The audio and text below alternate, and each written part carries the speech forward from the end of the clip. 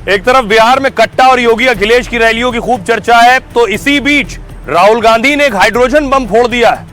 यानी यहां बिहार में जुबानी जंग हो रही है, जुबानी बम है, और राहुल गांधी ने हाइड्रोजन बम फोड़ा दिल्ली में। राहुल गांधी ने दावा किया कि एक मॉडल की तस्वीर दिखाई, जो तस्वीर आप देख रहे हैं, इस मॉडल की तस्वीर दिखाई और कहा कि इसने 223 बार वोट डाला है। ये मॉडल कभी स्वीटी बन जाती है, कभी सीमा बन जाती है, कभी सरस्वती बन जाती है। कभी स्वीटी, कभी सरस्वती। कहां की है? ब्राजील की। क्योंकि ये 10 बूथ में। तो देखिए, राहुल की टाइमिंग पर सवाल उठ रहे हैं। राहुल की टाइमिंग ऐसी है कि बिहार में चुनाव से ठीक एक दिन पहले राहुल गांधी ने बम फोड़ा है। हाइड्रोजन बम का दावा कर ऑपरेशन सरकार चोरी की बात कही उन्होंने। राहुल के इस हाइड्रोजन बम में सबसे ज्यादा चर्चा एक मॉडल की है। राहुल ने स्क्रीन पर मॉडल को दिखाकर गड़बड़ी की गई नई कहानी पेश की है। दावा किया कि हरियाणा की वोटर लिस्ट में ब्राजील की मॉडल का नाम है।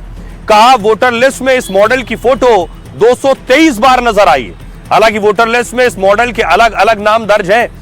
कहीं सीमा नाम है, कहीं सरस्वती नाम है, कहीं स्वीटी नाम है, कहीं रश्मि है, विमला के नाम से वोट कर दिया इसने। मॉडल ने हरियाणा चुनाव में 10 अलग अलग बूथों पर 22 बार वोट डाला। जहां जहां इस मॉडल ने नाम बदलकर वोट किया, वहां बीजेपी जीत गई। जबकि हरियाणा चुनाव से एग्जिट पोल में कांग्रेस सबसे आगे थी, लेकिन नतीजे आए तो बीजेपी को 48 और कांग्रेस को 37 सीटें मिली, क्योंकि हरियाणा विधानसभा में चुनाव में 25 लाख वोटों की चोरी हुई। राहुल गांधी ने कहा बिहार में भी इसी तरह वोटों की चोरी को दोहराया जा रहा है।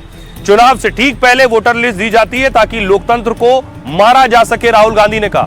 राहुल इससे पहले कर्नाटक और महाराष्ट्र में वोट चोरी का आरोप लगा चुके हैं। चुनाव आयोग ने राहुल के आरोपों को गलत और निराधार बताया और कहा कि राहुल गांधी अपने आरोपों पर हलफनामा दें।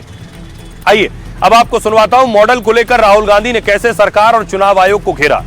कि ये कौन है, इसकी एज क्या है, ये कहां की है, इसका नाम क्या है, ये आपको बता सकता हूं। कभी इसका नाम सीमा, कभी स्वीटी, कभी सरस्वती। 22 बार 10 बूथ में इसको वोट देने का मौका मिलता है। कहां की है? ब्राजील की है। हरियाणा की नहीं है, हिंदुस्तान की नहीं है, ब्राजील की है, मॉडल है। हरियाणा की वोटर लिस्ट पे है। चेक करना है तो वो उस पे आप उसको स्कैन कर दीजिए, देख लीजिए। इससे पता लगता है कि यह सेंट्रलाइज्ड ऑपरेशन है। क्यों? क्योंकि यह 10 बूथ में इसकी फोटो आती है। इसका मतलब यह बीएलओ का काम नहीं है।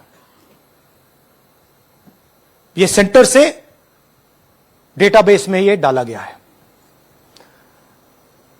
ब्राजील की महिला 22 बार 10 बूथों में हरियाणा में वोट कर रही है। तो राहुल गांधी इसे हाइड्रोजन बम कह रहे थे, लेकिन उसके बाद राहुल गांधी पर भी बमबारी शुरू हुई। केंद्रीय मंत्री किरण रिजिजू ने कहा, कहते हैं एटम बम फोड़ेंगे, लेकिन कभी फटता नहीं है। चुनाव बिहार में है और कहानी हरियाणा की हो रही है। कांग्रेस के पास बिहार में कुछ नहीं बचा है, इसलिए नाकामी छिपाने के लिए प्रेस कॉन्फ्रेंस कर रहे हैं। इसके बाद प्रशांत किशोर ने कहा, बिहार चुनाव में मुद्दा नहीं, मुद्दा पलायन, भ्रष्टाचार, पढ़ाई है। लेकिन राहुल ने विपक्ष के नेता के तौर पर सवाल उठाए। चुनाव आयोग को उनके सवालों का जवाब देना चाहिए। तेजस्वी ने कहा, बीजेपी पहले भी वोटर लिस्ट से खिलवाड़ करती रही है और वो फिर वोट चोरी कर लोकतंत्र का अपमान कर रही है। वो गरीब, पिछड़ों और दलितों की दुश्मन है। हरियाणा के मुख्यमंत्री सामने आए, जिन पर आरोप लगा। नायब सिंह सैनी ने कहा, राहुल गांधी देश को गुमराह करने का काम कर रहे हैं। जिस तरह से कांग्रेस मुद्दा विहीन हो गई, वो झूठ बोलकर देश को गुमराह कर रही है। इसके अलावा राहुल गांधी के कभी गुरु रहे दिग्विजय सिंह साहब ने कहा, राहुल ने तथ्यों के साथ वोटर चोरी का आरोप लगाया और इस मामले की गंभीरता से जांच करानी चाहिए और तय हो कि बिहार में ऐसी गड़बड़ी ना हो। बीजेपी के नेता प्रदीप भंडारी ने कहा, राहुल गांधी का झूठ फिर पकड़ा गया। वो दावा कर रहे हैं कि ब्राजीलियन मॉडल ने 22 बार वोट डाला है, लेकिन जिस मॉडल का नाम और फोटो दिखा रहे हैं दरअसल वही नकली है। तो अलोकतांत्रिक कौन हुआ? आइए सुनवाता हूं आपको। राहुल ने जो हाइड्रोजन बम फोड़ा है उस पर खूब सियासत हो रही है। इंडिया अलायंस के सहयोगी सरकार को घेर रहे हैं। सरकार और बीजेपी कह रही है, हाँ ये हार नजदीक दिख रही है, इसलिए राहुल गांधी फुस पटाखा फोड़ रहे हैं। कोई कंप्लेन नहीं है। जो नकली है, जिसका नाम नहीं है या जो इस दुनिया में नहीं है या चले गए हैं, उसका नाम कट गया, वो कंप्लेन नहीं कर रहे हैं। राहुल गांधी रो रहे हैं। प्रॉब्लम सिर्फ राहुल गांधी में है। तरह से सरकार बनाई जा रही है कि वोट जोड़ रहे हैं, वोट काट रहे हैं, वोट चोरी हो रहा है, तो फिर लोकतंत्र कहाँ है? जो आवाज उठाता है, सुनिए, जो आवाज उठाता है उसको आप अनाप शनाप बोलते हैं, क्योंकि वो डरता नहीं है, वो आवाज उठाता है। जो काम विदेशी ताकतें देश को तोड़ने का नहीं कर सकती, वो कुछ राजनीतिक दल विशेष तौर पर राहुल गांधी जी करते हैं। ब्राजील की कोई मॉडल है, उसको वोटर लिस्ट में यह नाम डाला हुआ है, और माननीय हमारे मुख्य चुनाव आयुक्त वो जिस हल्के ढंग से प्रश्नों का उत्तर देते हैं, हमने इस प्रकार का स्तर चुनाव आयोग में कभी नहीं देखा। गोएबल्स हिटलर का मंत्री था, लगता है उसका आत्मा राहुल गांधी में बैठ गया है। ये झूठ के सिवा कुछ बोलता ही नहीं। तो राहुल गांधी ने हाइड्रोजन बम फोड़ा है। क्या ये वाकई हाइड्रोजन बम है? क्या इसकी धमक कल बिहार के चुनाव में नजर आएगी? हमने अपने सहयोगी से बिहार की राजधानी पटना में मरीन ड्राइव पर बात की है इसी हाइड्रोजन बम पर। जरा उनकी राय सुनिए। राहुल गांधी ने आज एक प्रेस कॉन्फ्रेंस की। राहुल गांधी ने प्रेस कॉन्फ्रेंस से पहले बताया कि वो हाइड्रोजन बम फोड़ने वाले हैं। क्या कल वोटिंग से ठीक पहले राहुल गांधी ने हाइड्रोजन बम फोड़ दिया है? इसे हाइड्रोजन बम माना जाएगा? सुमित जी हमारे साथ है। सुमित जी, हाइड्रोजन बम था ये? बम तो था, हाइड्रोजन था कि नहीं था, लेकिन जो चीजें कही उन्होंने, जो डॉक्यूमेंट बम की इंटेंसिटी कितनी थी? इतनी तो थी कि राहुल गांधी की पॉलिटिक्स अगले 6 महीने चल जाएगी।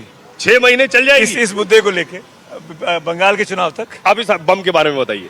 अब कई सारे कंसर्निंग पॉइंट्स हैं। जैसे उन्होंने एक महिला का जिक्र किया, ब्राजीलियन मॉडल है कोई, उनका 22 जगह पे नाम लिखा हुआ है।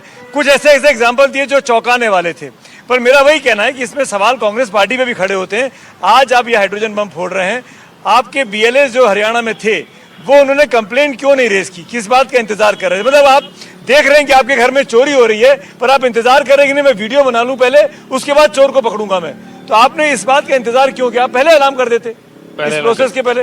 हाइड्रोजन बम था क्या ये जो पिछली बार इन्होंने जो राहुल गांधी ने प्रेस कॉन्फ्रेंस करी थी उससे एक स्टेप आगे है। कौन वाला बम है? अब आप उसको कुछ भी मान लीजिए।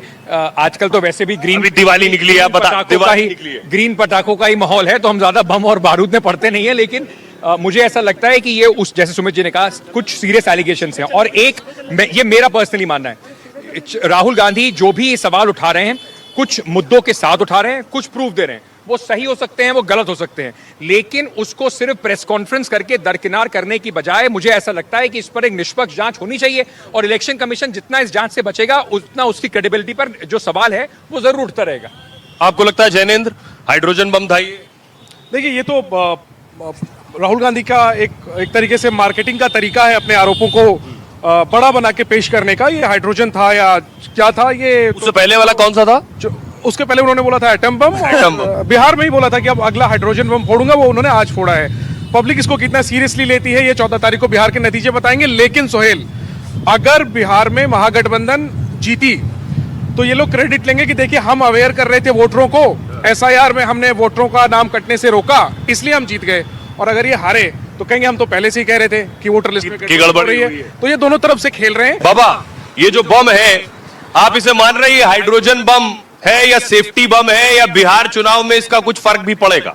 देखिए, चुनाव के एक दिन पहले ये प्रेस कॉन्फ्रेंस की गई है, तो कांग्रेस और महागठबंधन जरूर ये उम्मीद करेगा कि जिस मुद्दे को लेकर के 2 हफ्ते तक राहुल गांधी, तेजस्वी यादव ये सब घूमे हैं, उसका असर हो। वोटर के नाम तो कटे हैं और ये सब हमने रिपोर्टिंग के दौरान देखा। कटे वाली अलग चीज है। क्या इंटेंशनली कटे आप ये कह रहे हैं, या बीएलओ का काम करने का तरीका ऐसा ही, हमेशा से ऐसे ही करते आए? अब देखिए, वो बीएलओ की गलती है या नहीं गलती है, लेकिन ये भी फैक्ट है कि वोटर लिस्ट में नाम कटे हैं। दरभंगा जैसे जगह में जो आदमी, जो अल्पसंख्यक वर्ग का आदमी जीवन भर अपने गांव से बाहर नहीं गया, जो मैथिली बोलता है, उसका नाम आपने काट दिया। वो क्या करेगा, कहाँ जाएगा गांव का आदमी? ये एक इशू है जो कि है जमीन पर, उसका इतना बड़ा मुद्दा नहीं बना जितना उस वक्त बना था। पद्मजा जी, राहुल गांधी जो एटम बम, हाइड्रोजन बम, नाम बहुत भारी भारी है, लेकिन ये ना उतना धमाका करता है, ना उतनी आवाज करता है, ग्राउंड पर उतना इंपैक्ट करता है। आज आपने 3 लोग प्रोड्यूस करे स्टेज के ऊपर कह के कि भाई मेरा नाम कट चुका है। आज के दिन आप क्यों प्रोड्यूस कर रहे हैं? जब आपके पास क्लेम्स और ऑब्जेक्शंस का वक्त था तो इन 3 लोगों को आपकी पार्टी के लोग जो BLAs जो कि सैकड़ों की तादाद में मौजूद हैं, वो लेकर के जाते और कहते सर ये 3 आदमी है, आप जाकर के इनका नाम ऐड करा दीजिए। सिंपल सी प्रोसेस है और 1 महीने का वक्त इसके लिए दिया गया था, राइट? 1 महीने का वक्त था। लेकिन राहुल गांधी एक ब्राजीलियन मॉडल को लेकर आए, कह रहे हैं ये ब्राजीलियन मॉडल ने 22 बार वोट किया, कभी स्वीटी के नाम। राहुल गांधी लेके नहीं आए, राहुल गांधी ने उनकी तस्वीर दिखाई, बीजेपी वाले लेके आए। स्वीटी, सरस्वती और सीमा के नाम पर उसने वोट किया। आपको लगता है जयनेंद्र कि ये जानबूझकर नाम काटे गए या हटाए जा रहे हैं, या आपको लगता है इसी तरह का सिस्टम काम करता रहा है हमेशा से? देखिए सोहेल, ये पॉलिटिकल एलिगेशन है कि जानबूझ के किया जा रहा है। राहुल गांधी सीरियस आरोप लगा रहे हैं और वो कह रहे हैं ना कि देखिए हर चुनाव में, इवन नगर निगम के चुनाव में भी, बल्कि दिल्ली विश्वविद्यालय के चुनाव में भी वोटर लिस्ट को लेकर के शिकायतें आती हैं कि किसी का नाम कट गया, कोई कहता है कि 2 बार वोट हो गया, मेरा वोट पहले हो गया। बल्कि कॉन्स्टिट्यूशन क्लब ऑफ इंडिया का जो चुनाव था उसमें कुछ सांसदों ने और उसके मेंबरों ने आरोप लगाया कि हमने जी वोट नहीं दिया, हमारा वोट चला गया है।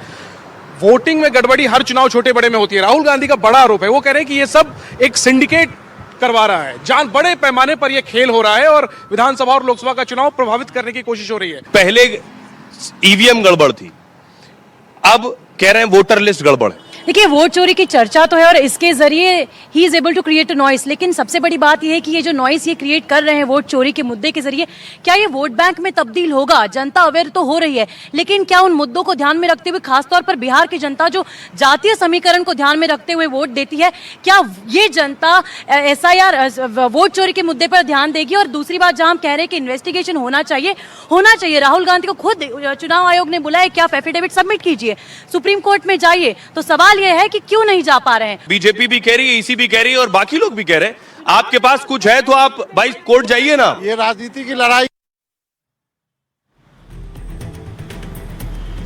तो इस हाइड्रोजन बम का क्या असर होगा ये जल्द ही पता चलेगा, कल जब लोग वोट करने निकलेंगे। बिहार में दूसरे चरण के लिए दिग्गजों ने अब ताकत झोंकनी शुरू कर दी है। तेजस्वी यादव ने बेतिया में प्रचार किया, वहीं दूसरी तरफ अखिलेश यादव ने भी नवादा में रैली की और योगी और बीजेपी पर निशाना साधा अखिलेश यादव ने। साथ ही साथ पीके भी कोई कोर कसर नहीं छोड़ रहे हैं। सासाराम में अपने उम्मीदवार के लिए पीके ने भी रोड शो किया है। और एक और दिलचस्प तस्वीर प्रियंका वाड्रा की सामने आई। प्रियंका गांधी अलग अंदाज में दिखी। पश्चिमी चंपारण में प्रचार के दौरान प्रियंका डांस कर रही हैं। प्रियंका को देखने के लिए बहुत से युवा महिलाएं जुटती हैं सुनने के लिए।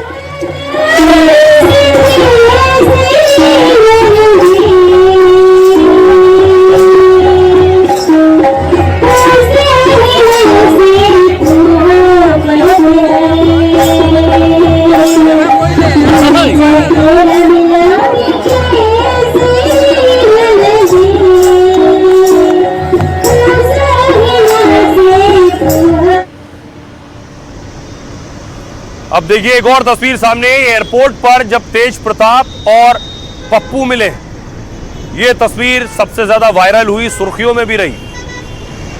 और तेज प्रताप के लिए अक्षरा प्रचार करने गई।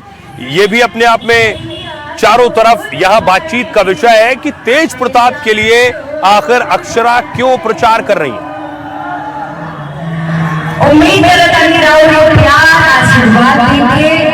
कि एक बार जीत निश्चित है। भाई आपको बताऊं, कल वोटिंग होनी है। वोटिंग से पहले सबकी नजरें जिन सीटों पर रहने वाली हैं, पहली सबसे इंपॉर्टेंट सीट है मोकामा की सीट। मोकामा की सीट से जो लड़ रहे हैं अनंत सिंह और वीणा देवी, अनंत सिंह जेडीयू की सीट पर टिकट पर और वीणा देवी आरजेडी के टिकट पर। मोकामा में दो बाहुबलियों के बीच टक्कर है। अनंत सिंह और सूरज भान 20 साल बाद आमने सामने हैं।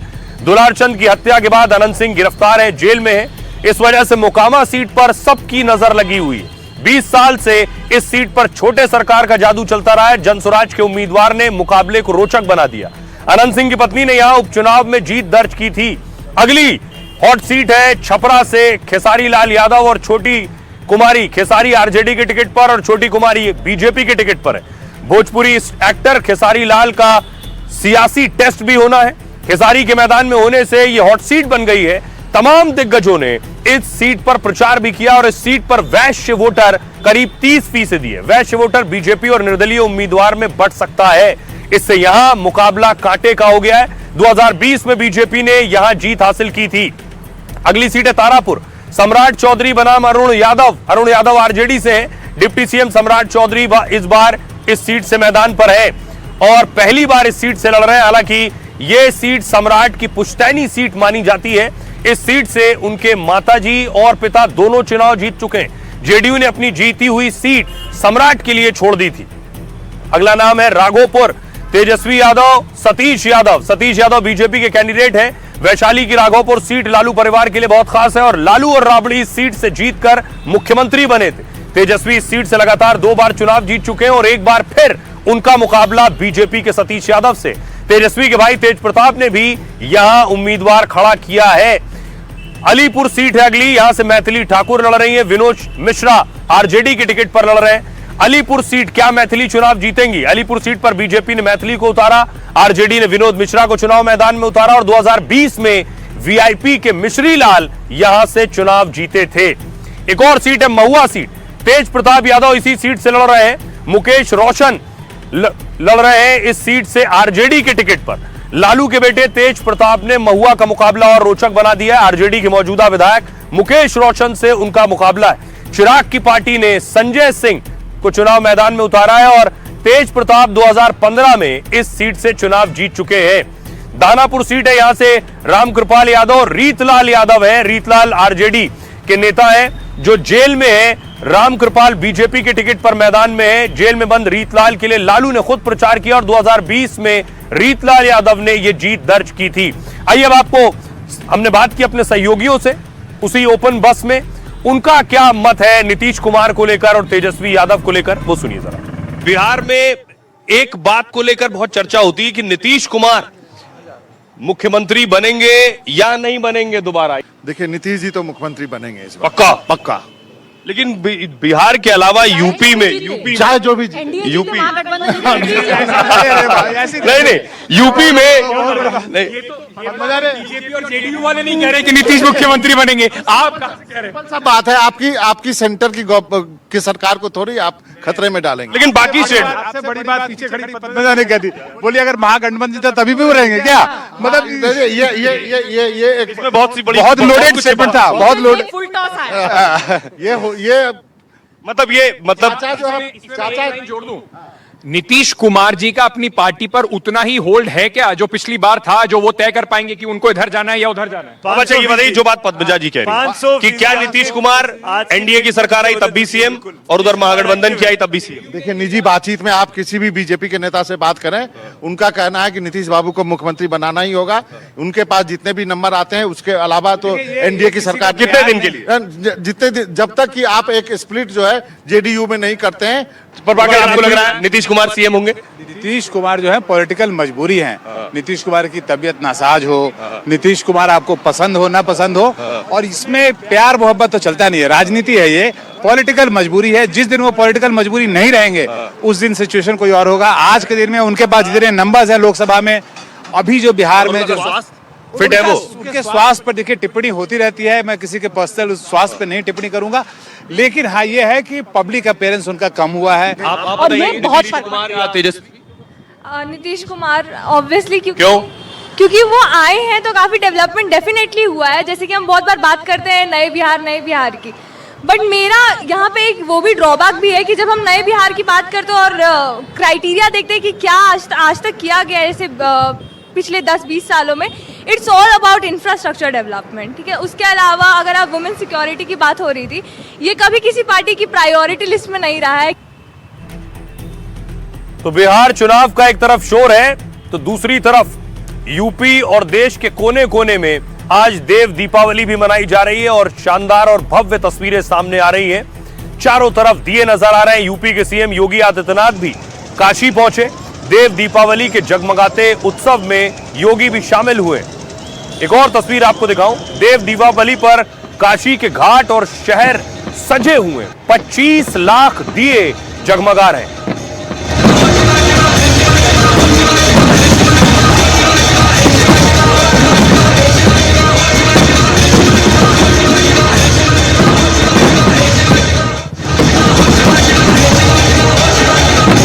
वहीं देव दीपावली पर गंगा आरती में 1 लाख लोग पहुंचे। 40 देशों के टूरिस्ट भी गंगा आरती के वक्त मौजूद थे। गंगा आरती देखने के लिए दुनिया से लोग जुटते हैं।